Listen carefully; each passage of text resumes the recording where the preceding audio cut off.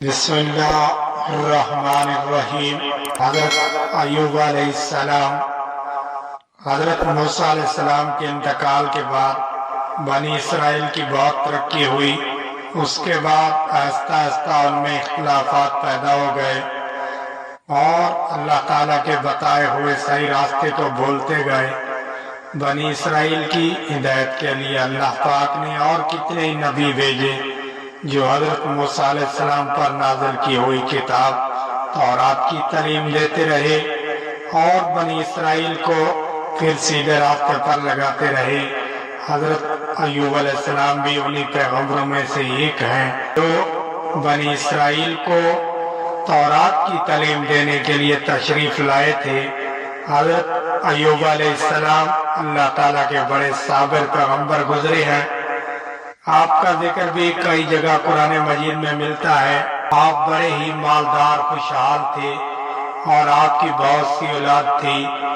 آپ اللہ تعالیٰ کی ان نعمتوں پر ہر وقت شکر ادا کرتے تھے۔ ہر طرف خوشی خوشی تھی، رنج و غم فکر اندیشہ کا کہیں دور دور تک نام و نشان نہیں تھا۔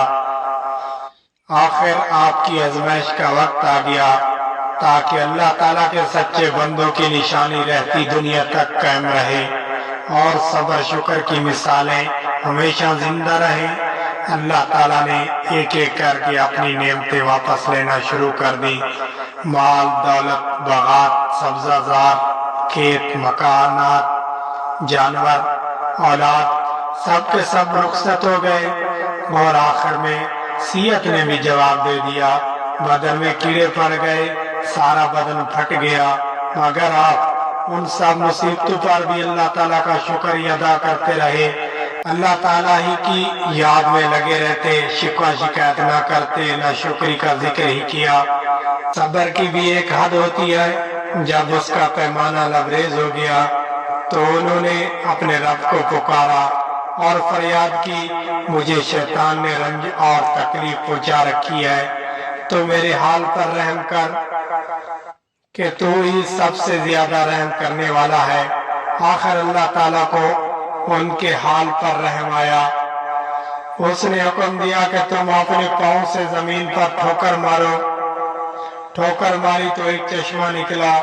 اس پر اللہ تعالیٰ نے فرمایا کہ تمہارے نہانے اور پینے کے لیے ٹھنڈا پانی موجود ہے۔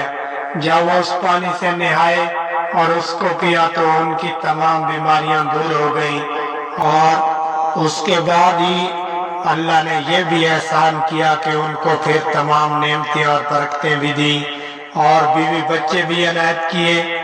بے شک حضرت ایوب علیہ السلام بڑے صبر کرنے والے تھے۔ کیا ہی اچھے بندے تھے جو ہر بات میں اللہ ہی کی طرف دوڑتے تھے۔ اللہ تعالیٰ ہم سب کو ہر آزمائش اور امتحان سے بچائے، لیکن اگر کبھی کوئی مصیبت آ جائے تو اس کو اللہ تعالیٰ کی طرف سے اپنے برے کاموں کا ایک امتحان سمجھنا چاہیے اور اللہ کے پیارے نبی حضرت ایوب علیہ السلام کی طرح صبر کرنا چاہیے اور اس حال میں اللہ تعالیٰ کا ذکر اور اس کی تعریف کرنا چاہیے کہ یہ بڑے انسانوں اور بڑے سچے بندوں کی نشانی ہے۔ اللہ پاک ہم سب کو صبر و ثبات اور ہر حال میں اپنے مالک حقیقی کی تعریف کرتے رہنے کی توفیق عطا فرمائے۔ آمین ثم آمین۔ اگر ویڈیو اچھی لگی ہو تو ہمارے چینل کو سبسکرائب اور بیل آئیکن کو ضرور پریس کرنا تاکہ ہماری ہر آنے والی ویڈیو سب سے پہلے آپ کو مل سکے۔ اللہ آپ کا حامی و ناصر ہو۔ اللہ نگہبان۔